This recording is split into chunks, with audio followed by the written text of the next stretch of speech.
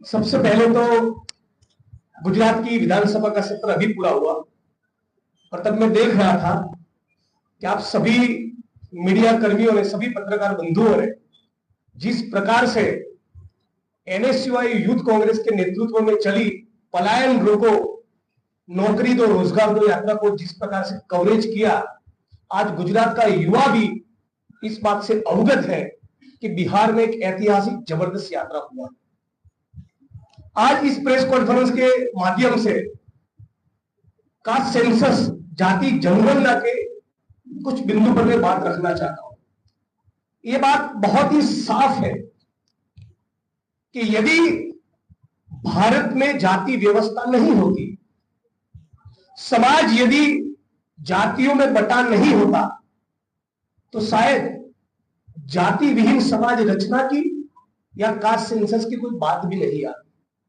चूंकि भारतीय समाज जातियों में बटा है और जाति व्यवस्था ने तय किया है कि मंदिर में पुजारी के तौर पे कौन काम करेगा और कौन नाली में उतरेगा, कौन जमीन का मालिक बनेगा और कौन भूमिहीन खेतीहर मजदूर रहेगा, ये डिसाइड है, ये कास्ट सिस्टम ने किया है। लेकिन भारत का संविधान समाजवाद के साथ साथ सामाजिक न्याय सुनिश्चित करने की भी गारंटी देता है। और सामाजिक न्याय सुनिश्चित करना है तो जैसे खड़गे साहब, सम्माननीय राहुल जी और कांग्रेस पार्टी डंके की चोट पर कहती है कि हर कीमत पर भारतीय समाज का एक्सरे, जाति जनगणना, कास्ट सेंसस होना ही चाहिए।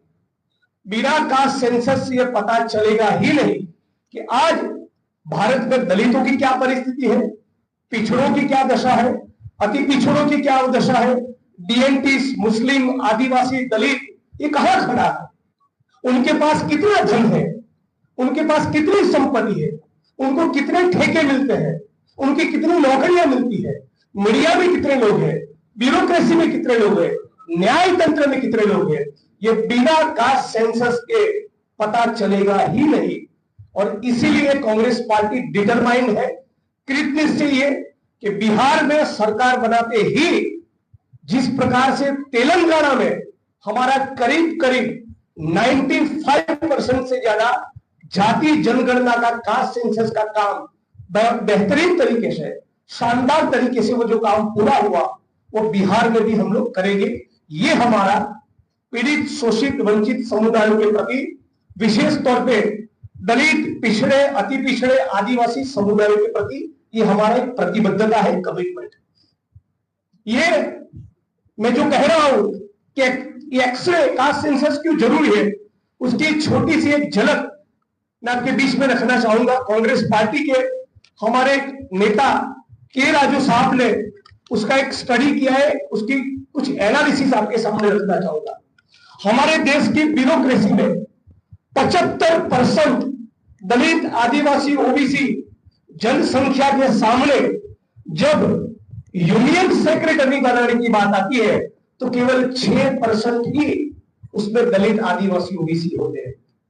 75% के सामने केवल 6%। इसलिए जरूरी है कास्ट सेंसस। जब न्याय तंत्र की बात आती है तो 75% दलित, आदिवासी, ओबीसी के सामने केवल 19% ही न्याय तंत्र में एससी, एसटी, ओबीसी का प्रतिनिधित्व है।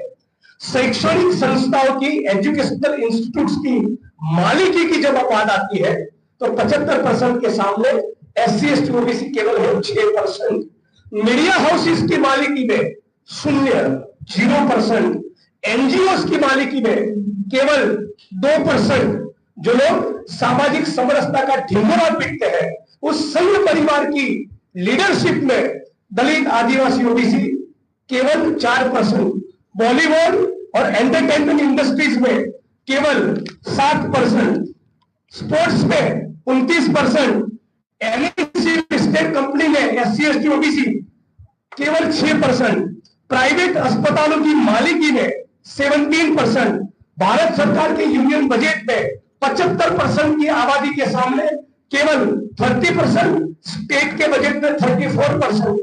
एयरपोर्ट के ठेकों में 0%, पोर्ट के ठेकों में 0%, रोड रास्ते के कॉन्ट्रैक्ट में 2%, एनर्जी क्षेत्र के कॉन्ट्रैक्ट पे टेंडर में SC ST OBC केवल 7%, माइनिंग की लीज दलित आदिवासी OBC को 1%, प्रिंट मीडिया में केवल 2%, इलेक्ट्रॉनिक मीडिया में 2% और डिजिटल मीडिया में केवल 4%। ये है भारत का एक्सरे।